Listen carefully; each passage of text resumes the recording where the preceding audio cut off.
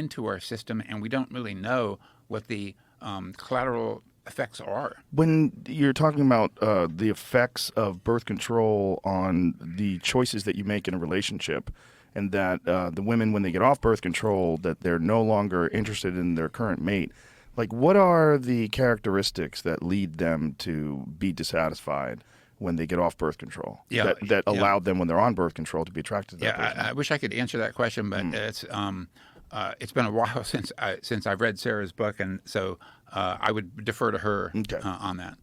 But it is one of many things that people have to deal with, particularly women have to deal with, right? Because a male birth control pill, there was one that they were developing, but it radically reduced testosterone, which I think is going to be very unattractive to men. And I have a suspicion that most men are not going to want to take that. Yeah. But the birth control pill for women has had a very bizarre change in the way women see men, are attracted to men, the type of men they're attracted to when they're on that. Right, and there's some evidence that these hormonal contraceptives can also influence, in a negative way, sexual desire and orgasmic ability. So again, perhaps collateral damage that no one anticipated. Yeah. Do you think that the differences in the sexes is that the area of your work that has had the most pushback because of this ideological argument that people have that there is no difference and it's all cultural? Yeah, absolutely. Yeah. Have you had debates with people about this?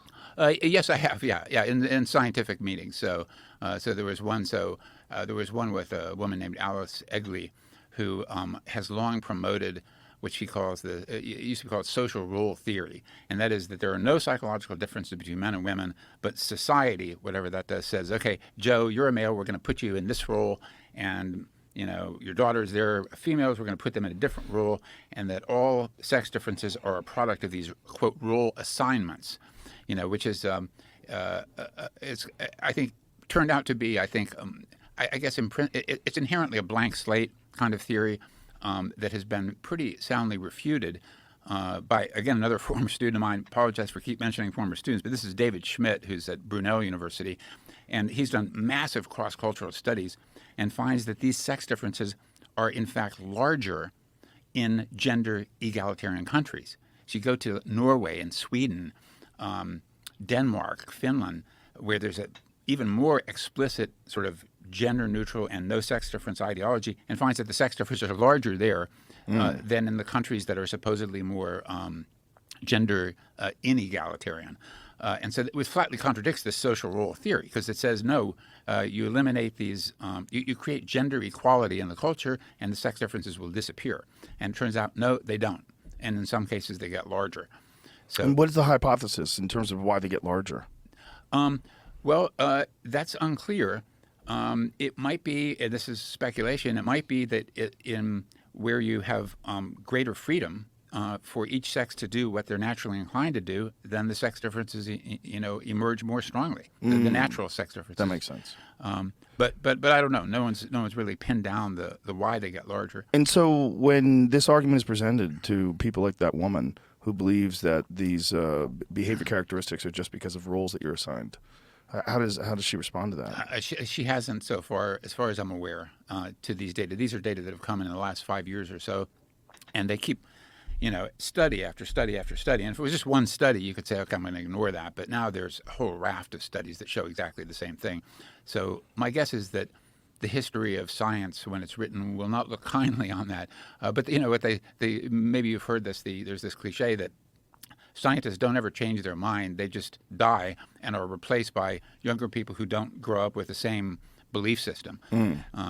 So for a person like that who has this belief system that seems to be contradicted by facts, what is the encouragement for someone like that to exist? Like, why is that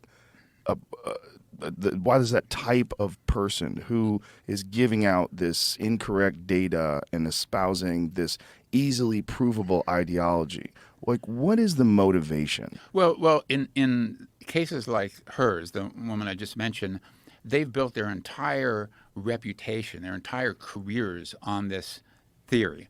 And so kind of admitting to the fact that the theory doesn't hold any water.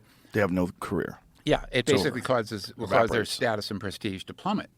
So what do? They just dig their head in the sand and just. Yeah, most of them just cling to the theories, and very few change their mind. And how do they get away with that? I would imagine that if you're talking about academics, that they would want to find out what is true, what is provable, and what should be taught. And in this circumstance, I would imagine they would be challenged by their peers. And they would say, your work is bullshit. Like, what you're doing is muddying the water and making it far more difficult for people like us who are actually looking at the data objectively and trying to come to a conclusion that's beneficial for our understanding of human beings. What you're doing is grifting, and we can't have that. Right, right. So that's a great point, and I think there are a couple answers to that, and I'll just mention two elements that I think are contributing to that bad outcome. Okay, one is that these people, and the woman I just mentioned, they're self-replicating. So they produce students who then get jobs and espouse the same theories that they do. So there's part of that. That's one. But I think there's even a deeper answer to your question, and that is that I don't think we evolved to be dispassionate scientists who just look at the data and judge and then change our minds accordingly. I think we evolved, and there are some people like Dan Sperber and others who argue this, I think persuasively, that we evolved to be persuaders. We evolved to influence other people, to be manipulators, if you will, and then to use a more negative term on it, and that it's almost you have to get outside of your own psychology to be a dispassionate scientist and say, okay, look, I'm going to look at the facts, and I like to think, and maybe I'm self-delusional, that I'm one of these people that will change minds. And as I mentioned one that I have changed my mind on, which is that dual mating good genes hypothesis, where I used to talk about it. This is why women have affairs, and the data don't support it now, in my view. But I think that it requires getting out of our own psychology, and maybe even changing the reward structure, and that's going to be very, very, very difficult. So in other words, rewarding people for being willing to accept data that contradicts, their ideology. And so, normally, I mean, that's why I think, science is it's a method, and it's not a perfect method, but it's a good method in the sense that it's supposed to be self-correcting. So if Joe, you have a theory that proposes X and I have a theory that proposes Y, then other people will get into the fray, and independent researchers will do research, and then they will discover, well, do the data support Joe or David's theory, and then so there's a self-correcting nature to science, ideally, but that ideal is rarely achieved, and it's especially difficult to